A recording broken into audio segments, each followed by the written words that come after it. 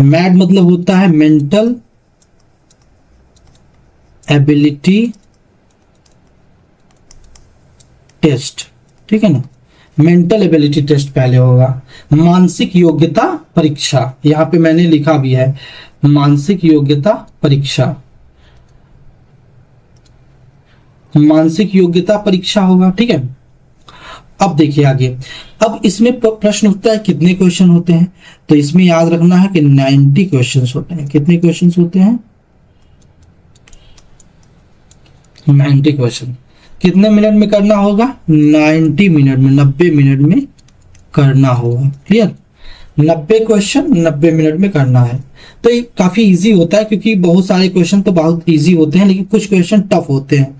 तो इसके लिए यही स्ट्रेटजी होता है कि पहले आप आसान सवाल को करिए, ठीक है ना, आसान क्वेश्चन को करिए पहले, फिर उसके बाद मध्यम, जो थोड़ा थोड़ा टफ है, मध्यम वाला, और फिर लास्ट में कठिन सवाल को करिए, ठीक है ना, कठिन सवाल करिए।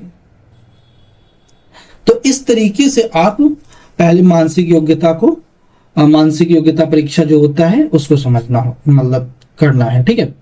तो याद रखना है कि कक्षा 8 के बच्चे इसको पेपर देंगे, जो आप अभी 8 में पढ़ रहे हैं, 9th में जाने वाले हैं।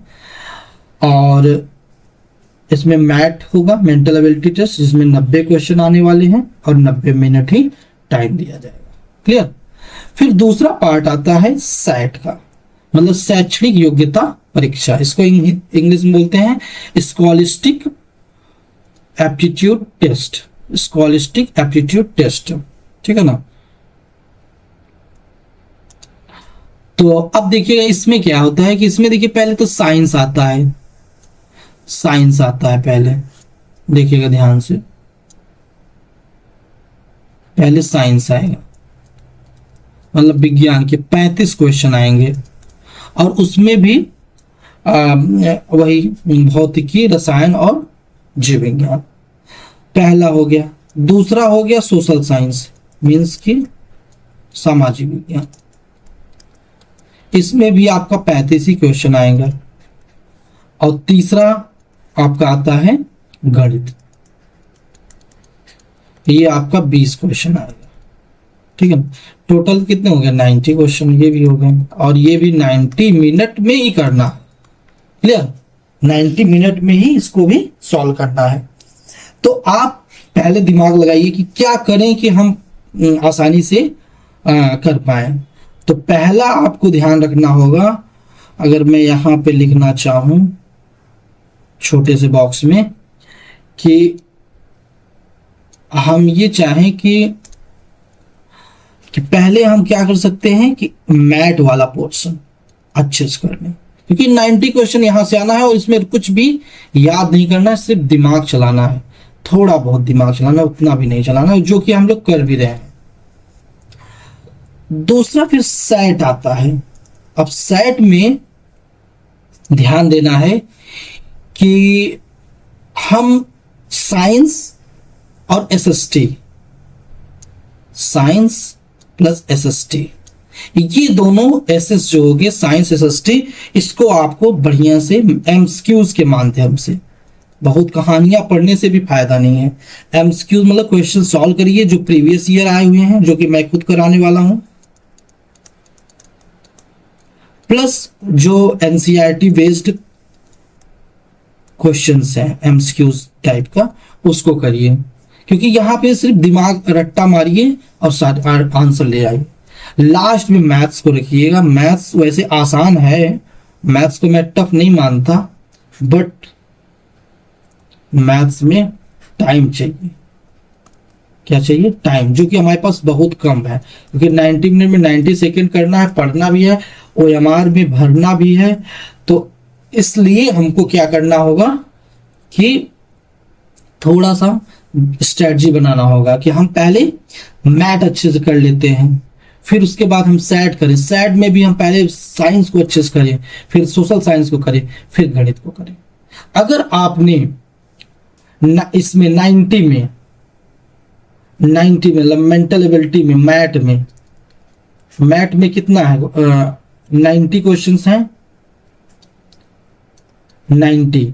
अब 90 में अगर आप 70 क्वेश्चन कर लिया, 90 में 70 क्वेश्चन प्लस यहाँ पे साइंस में आप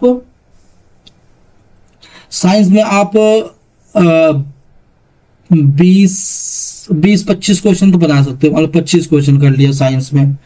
ऐसे ही सोशल साइंस में 25, और मैथ्स में अगर मान लो 10-15 कर लिया, 10 ही मान लो सपोज करो, तो तुम्हारा हो जाता है 60 मार्क्स। तो 60 प्लस 70 130, आप टॉपर्स में गिने जाओगे, कोई प्रॉब्लम ही नहीं होगा अगर आप 130 मार्क्स ला देते हो इसमें तो। ठीक है, तो कहने का मतलब है कि काफी इजी है, बस आपको प्लान वे में करना है। अभी हम लोग जो कक्षाएं पढ़ेंगे उसमें मैथ को ज़्यादा फोकस करेंगे, और मैथ हम लोग लगभग जितने टाइप्स के क्वेश्चन आते हैं वो हम कंप्लीट करेंगे। फिर हम साइंस का भी और एसएसटी का भी करने वाले हैं, और मैथ्स का भी। बट उसके लिए हम थोड़ा पहले, एक हफ्ते पहले हम मैथ करते हैं, फिर चैट पे आते हैं। तो एक एक अध्याय मतलब एक एक सब्जेक्ट हम लोग करेंगे। ओके, तो आई थिंक आपको समझ में आ गया होगा कि इस एग्जाम की क्या स्ट्रैटेजी होगी, कितना टाइम आता है, क्या क्या क्वेश्चन पेपर में पूछा जाता है। अब आता है बात इसके फायदे। देखिए, अब आप अगर ये मेधा जो परीक्षा हुआ उसको आप क्लियर करते हैं तो बेनिफिट क्या होने वाला है। पहला तो आपको स्कॉलरशिप मिलेगा, ठीक है ना, स्कॉलरशिप मिलेगा जो कि आई थिंक 1000 था, पता नहीं बढ़ा होगा कि नहीं, 1000 पर मंथ, ठीक है ना। दूसरा है कि आपको मॉडल जो स्कूल हैं, जो अभी बिहार गवर्नमेंट ने स्टार्ट किया है, उसमें डायरेक्ट एडमिशन मिल जाएगा, ठीक है ना। तो ये आपके कुछ बेनिफिट्स हैं, और भी बहुत सारे बेनिफिट्स होंगे कि आपकी जो प्रिपरेशन होगी उस लेवल की हो जाएगी, कंपटीशन लेवल की। तो बहुत सारे बेनिफिट्स, इसलिए सभी बच्चों को इसमें पार्टिसिपेट करना चाहिए, खूब मेहनत करना चाहिए, और एग्जाम में बैठना चाहिए और क्लियर भी करना चाहिए, ना कि हम एग्जाम में सिर्फ बैठें, इस एग्जाम को क्लियर भी करें। Okay, thank you so much. Videos बनाने हैं फिल्मोरा है ना।